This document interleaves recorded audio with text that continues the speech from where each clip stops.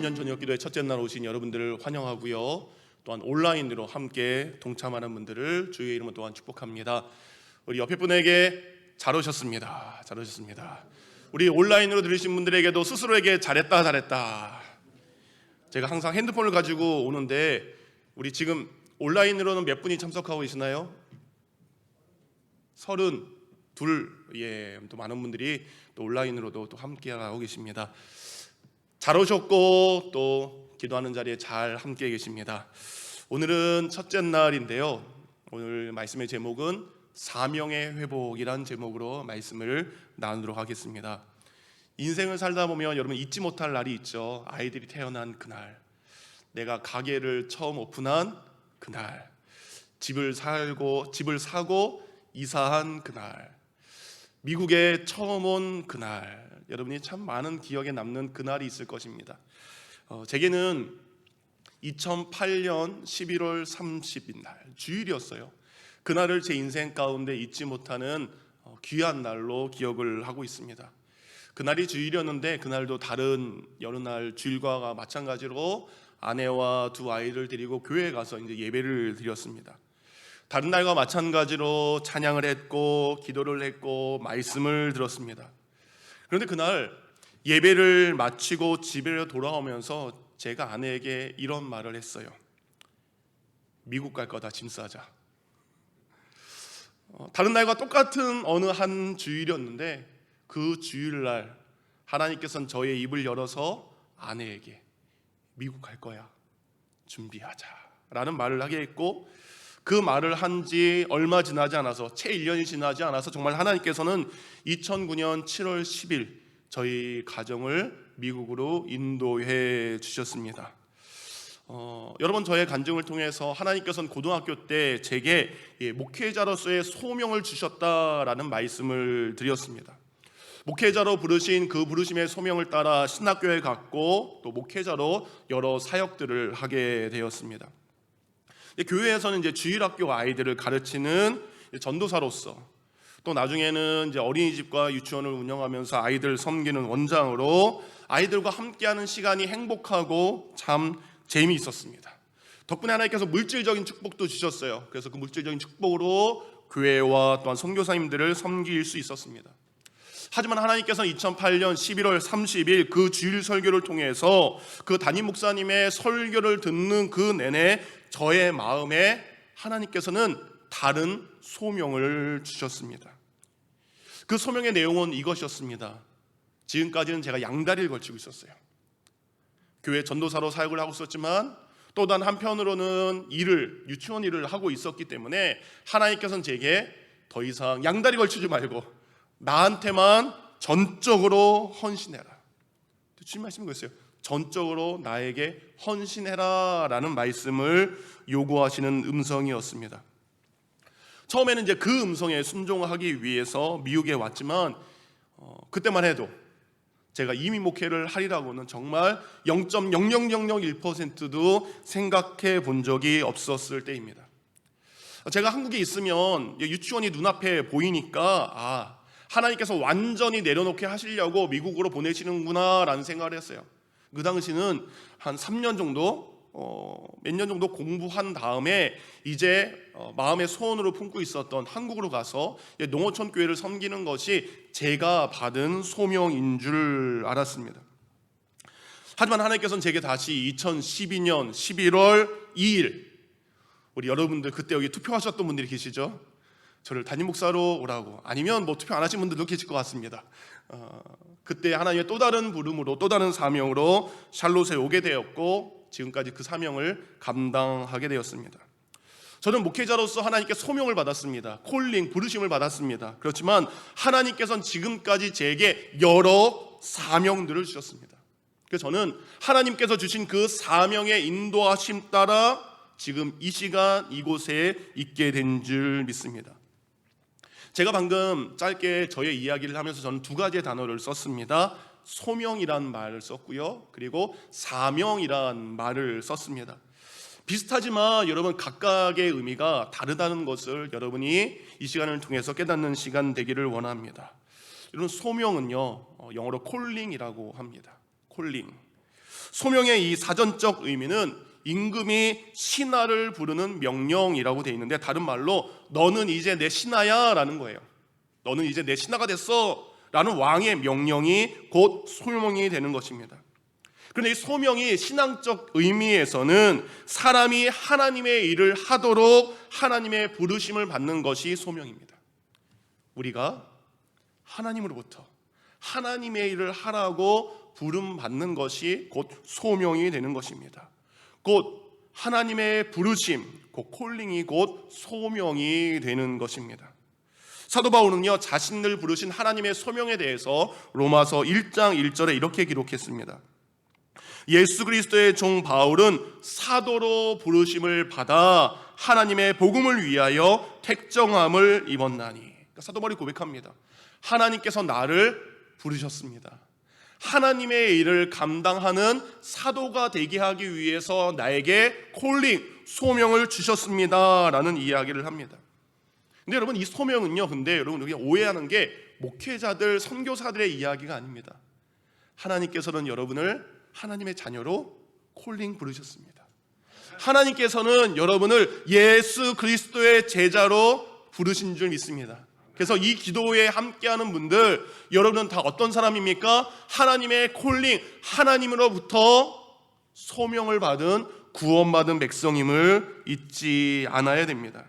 그래서 여러분, 어제 저희 교회 첫 번째 재직회의가 있었습니다. 너무나 귀한 분들이 이번에도 재직으로 섬기게 되었습니다.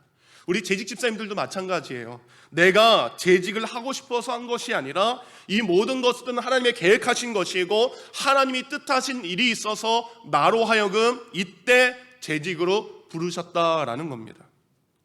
우리 작년에 세 분의 안수 집사님이 세워졌습니다. 하나님께서 왜 세우셨을까요? 그냥 그 안수 집사라는 이름을 불리게 하기 위해서 하나님께서 그 이름을 부르게 하셨을까? 그것이 아니라는 겁니다. 하나님께서 여러분에게 안수 집사로서, 또한 내가 집사로서, 또한 하나님의 자녀, 예수 그리스도의 제자로서 부르신 것은 여러분을 콜링한 소명이 있기 때문입니다. 그렇게 소명을 받은 사람들에게 하나님께서 주시는 것이 있습니다. 그게 사명입니다. 그 사명을요, 영어로는 미션이라고 이야기를 합니다. 사명의 사전적인 의미는 신하나 그리고 사신이 왕에게 받은 명령이나 맡겨진 임무를 이야기하는 것입니다. 그러니까 신앙적 의미로 이거죠. 부름받은 우리에게 하나님께서 맡기신 임무. 하나님께서 여러분을 부르셨다면 여러분에게 맡기신 미션, 임무가 있다라는 겁니다. 제가 어느 날 저희 아내를 부릅니다. 여보라고 부르죠. 그렇죠? 제가 여보를 부르는 순간 박미선은 저의 아내가 되었습니다. 제가 아내를 부르면서 할 얘기가 있어요. 여보, 내일은 내가 얼큰한 돼지고기 김치찌개가 먹고 싶어. 불렀죠? 그럼 부르심에 뭐가 있는 거예요? 목적이 있는 것입니다. 그래서 아내가 내일은 저에게 얼큰한 돼지고기 김치찌개를 해줄 줄 믿습니다. 부름이 있고 그 부름에 따른 목적과 이유가 있다라는 겁니다. 사도 바울은요, 로마서 1장 1절을 통해서 하나님께서 나에게 사도의 소명을 주셨습니다라고 이야기를 합니다. 그렇다면 하나님께서 사도 바울에게 주신 그 사명은 무엇일까? 사도행전 20장 24절에 그는 그의 부르심의 사명이 무엇인지 이렇게 이야기합니다. 내가 달려갈 길과 주 예수께 받은 사명, 곧 하나님의 은혜의 복음을 증언하는 일을 마치려 하면은 나의 생명조차 조금도 귀한 것으로 여기지 아니하노라. 사도행전 20장 24절에 사도 바울은 이야기합니다. 나는 주 예수께 사명을 받았습니다. 그 사명은 하나님께서 우리에게 주신 그 은혜의 복음을 증언하는 것입니다. 그런데 그 은혜의 복음을 증언하는 것이 단순히 증언하는 것이 끝나는 것이 아니라 내 생명조차도 조금 더 귀한 것으로 여기지 않고 그 하나님의 은혜의 복음을 전하는 것이 하나님께서 내게 주신 사명입니다. 하나님께서 우리를 하나님의 자녀로 부르셨다면, 예수 그리스도께서 우리를 예수 그리스도의 제자로 부르셨다면, 나를 재직으로, 나를 목사로, 나를 전도사로, 나를 사모로, 나를 크리스천 학생으로, 나를 믿는 어머니가 되게 하셨다면, 나를 믿는 아버지가 되게 하셨다면 우리가 감당해야 될 사명이 있다라고 주님은 말씀하고 계십니다. 그렇다면 여러분 한번 곰곰이 생각해 보세요. 우리는 다 소명을 받았습니다. 하나님의 제자로, 하나님의 아들로, 그리스도의 제자로 우리는 콜링을 받았습니다.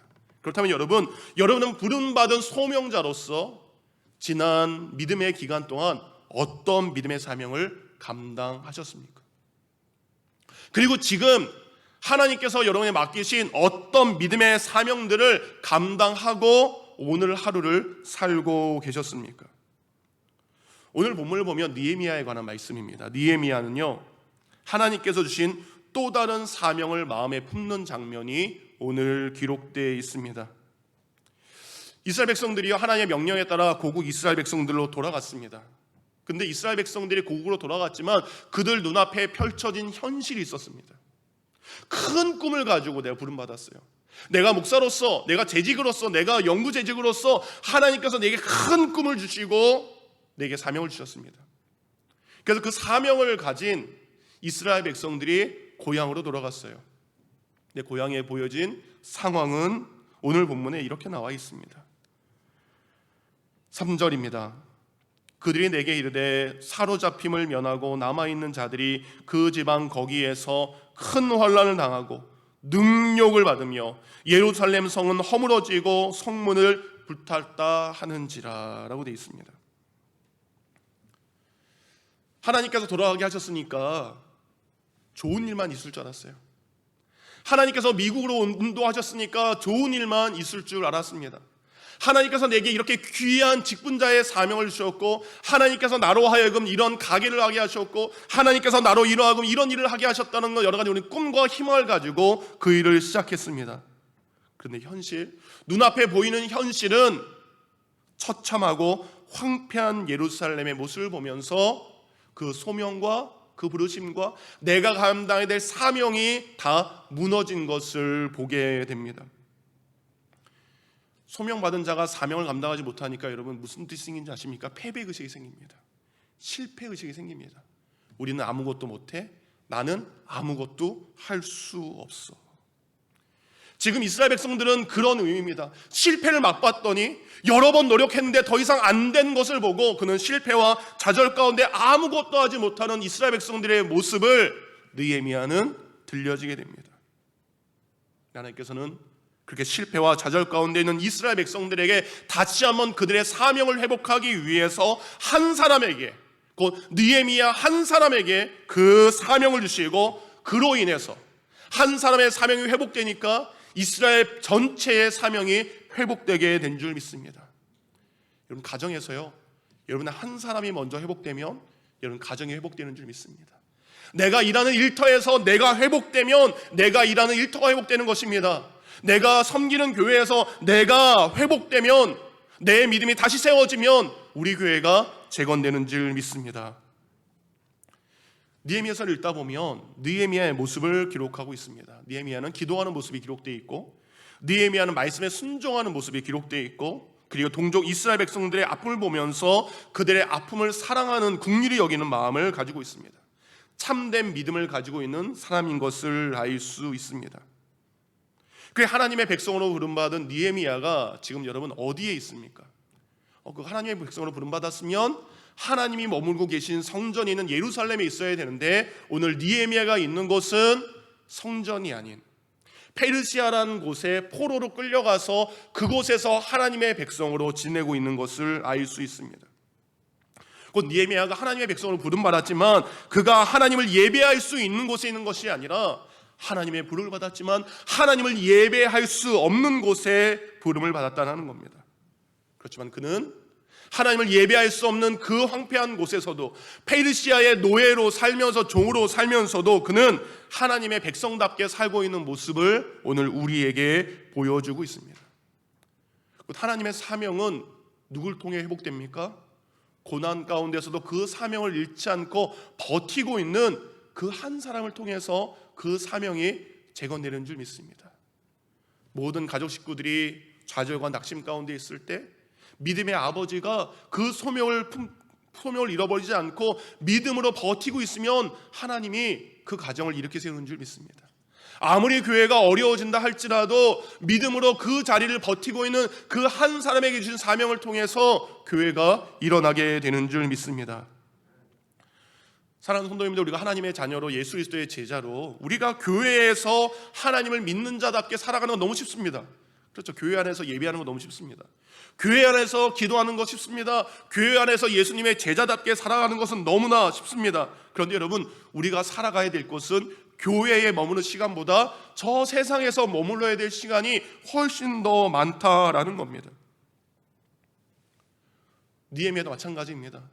하나님의 백성으로 예루살렘에 자연스럽게 살지 않고 페르시아의 노예로 불림받아서 살아가는 그가 하나님의 백성으로 살아가는 것은 너무 힘든 일이었습니다. 그런데 그는 그곳에서 자신에게 맡겨진 모든 일에 최선을 다했습니다. 요셉이 어때요? 보디발의 집에 팔려갔을 때 가장 밑바닥에서 낙심하지 않고 그곳에서 최선을 다했습니다. 억울한 누명을 쓰고 감옥에 끌려갔을 때 그 감옥에서조차 최선을 다했습니다. 사랑하는 성도님들, 우리가 있는 곳이 황폐한 예루살렘 같다 할지라도 내가 있는 그곳에서 내 삶의 믿음의 모습을 최선을 다했을 때 하나님께서는요, 느헤미야를 어떻게 하십니까? 그를 왕의 술 맡은 관원으로, 곧 요셉을 총리로 앉히신 그 하나님께서 오늘 하나님의 자녀로서 어떠한 상황 가운데서 열심히 하는 그의 모습을 보고 하나님은 그를 술 맡은 관원으로 그 직분을 하게 해주셨습니다. 오늘 설교를 준비하면서 이 생각이 들었어요. 제가 애틀란타에서 이제 옷가게에서 일을 했었습니다. 근데 제가 그 옷가게에 가기 전에 그 옷가게에서 일하는 그 여자 매니저님이 계셨는데 이분이요, 굉장히 까다롭다라는 이야기를 들었습니다. 그래서 그분 때문에 많은 분들이 좀 힘들다라는 이야기를 이제 듣게 되었습니다. 그분 가게에서 일을 하게 되는데 그 옷가게 사장님은 가게가 여러 개예요. 근데 가게를 거의 오지 않고 이분이 맡아서 하게 되는 거예요. 근데 이 사장님이요, 교회를 열심히 하는 분이에요. 그러니까 저는 뭐예요? 낙하산으로 내려올 거예요. 그 교회 집사님이 목사님이지만 우리 옷가게에서 일하게 해주세요라고 저를 거기다가 뭐예요? 콱 받게 되는 것입니다. 그러니까 그 매니저님 입장에서는 본인이 교회 안 다니는데 목사라는 사람이 사장의 등을 업고 와서 일을 하니까 뭐예요? 별로 탐탁치 않게 생각하죠. 이제 작업복을 갈아입고 드디어 출근을 딱 했는데요, 그분이 저를 보자마자 딱 이런 이야기를 하셨습니다. 여기서는 목사 아닙니다. 목사님도 안 했어요. 여기서는 목사 아닙니다. 여기서는 미스터 조입니다. 그런 얘기를 하시더라고요. 제가 어떻게 했을까요?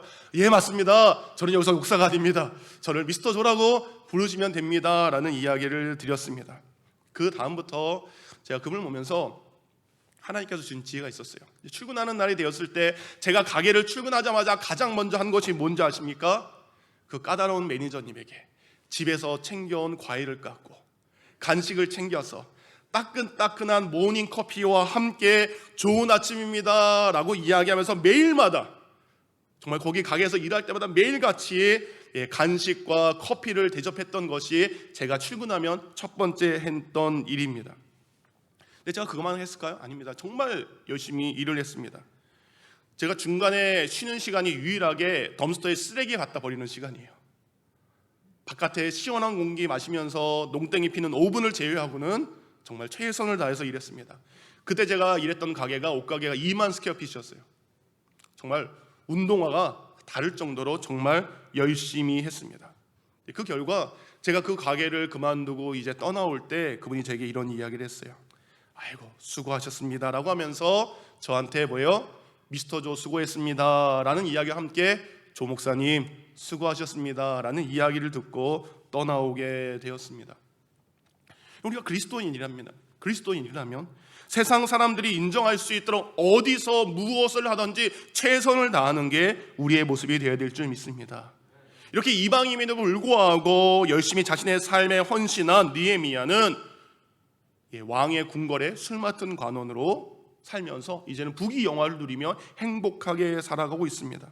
그러나 방금 저희가 들었던 것처럼 그는 예루살렘에서 들리는 그 소문을 듣고, 황폐해졌다는 소문을 듣고 그 소식을 듣자마자 4절에 그는 안 됐네, 우리 집이 거기가 아니어서 다행이네, 거기서 이곳으로 오길 잘했네 라고 이야기하지 않았습니다. 그는 4절에 이런 고백을 했습니다.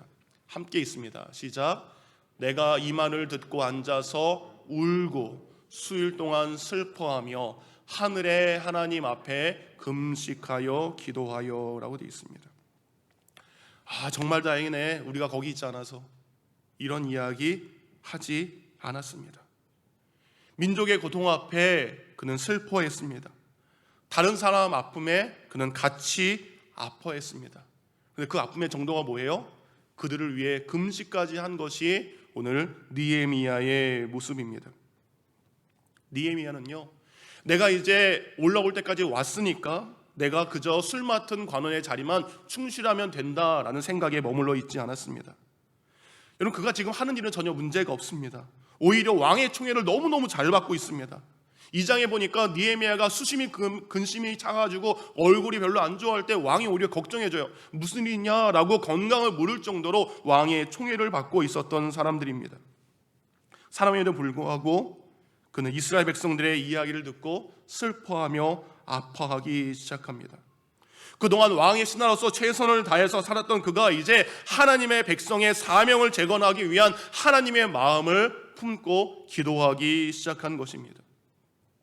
여러분, 1장과 2장 사이에 4달에서 5달 정도의 간격이 있습니다. 그가 이렇게 기도하고 2장에 바로 나가서 내가 고향으로 돌아가겠습니다, 가서 성벽 재건하겠습니다 라고 한 것이 아닙니다. 그는 하나님께서 주시는 마음을 품고 4달, 5달 동안 금식하며 기도했고, 하나님, 내가 이 사명을 어떻게 감당해야 되는지 기도와 함께 준비한 자였어요.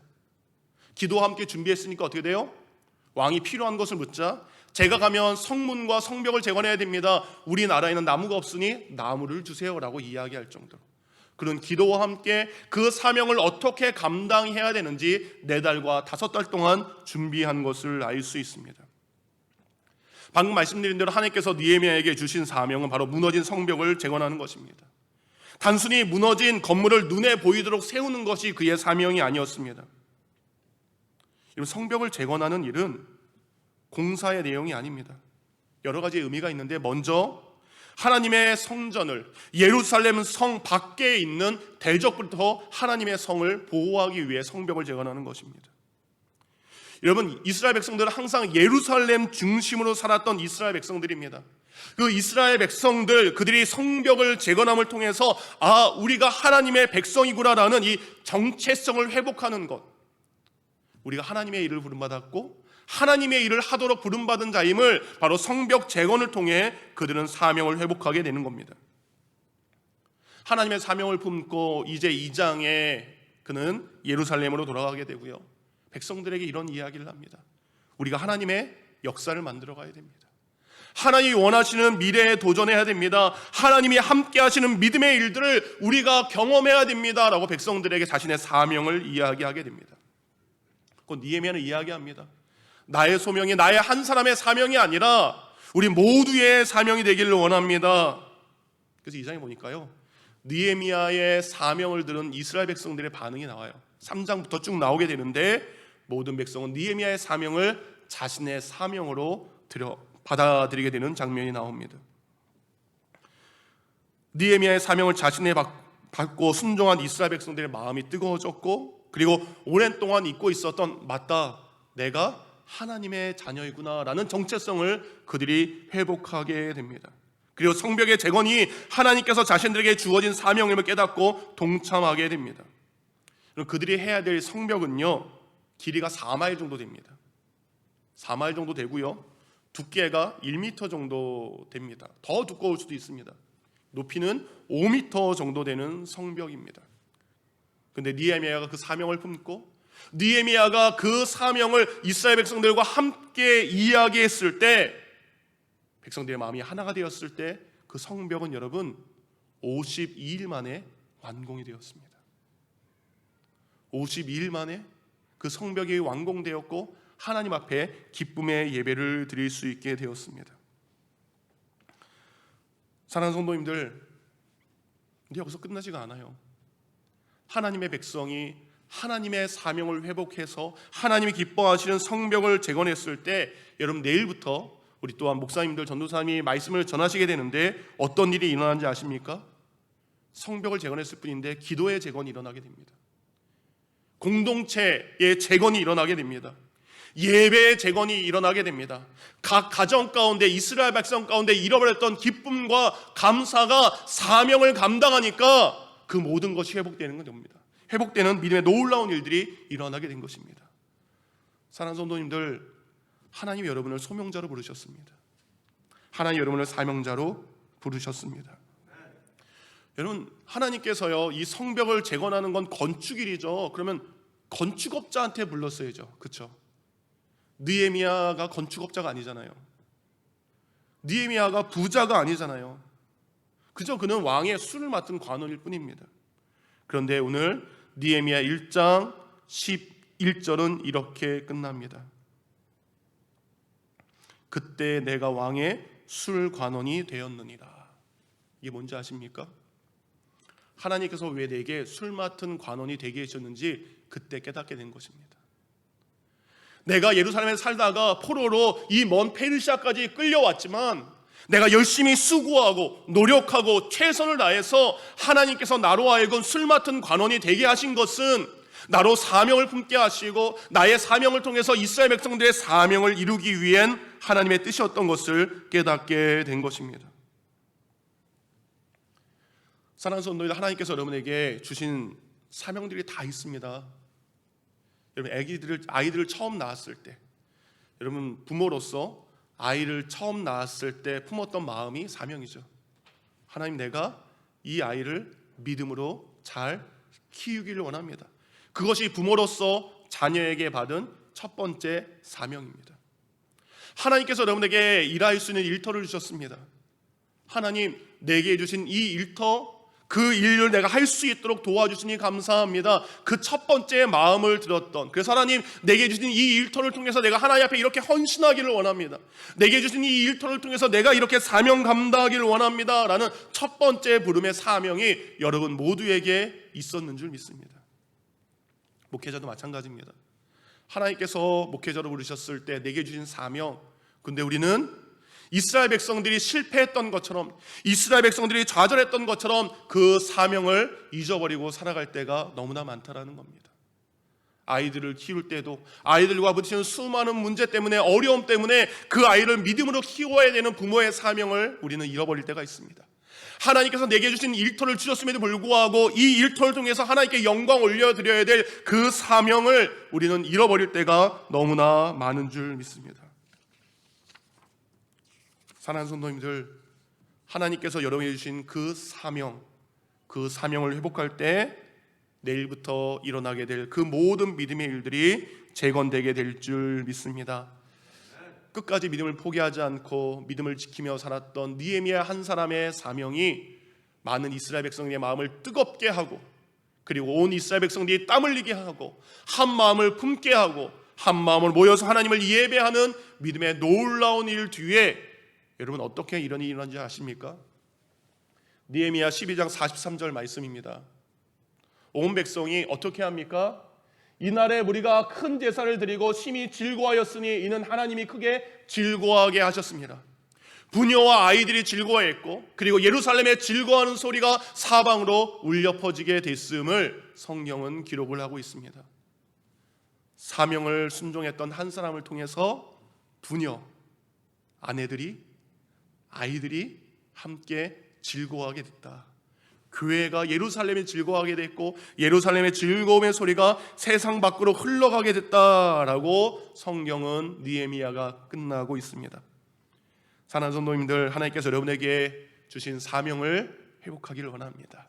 믿는 아빠, 믿는 엄마, 재직으로서 또는 하나님께서 여러분 부르신 각자의 그 사명을 기쁨으로 회복하는 귀한 성도가 되기를 주님의 이름으로 축원드립니다.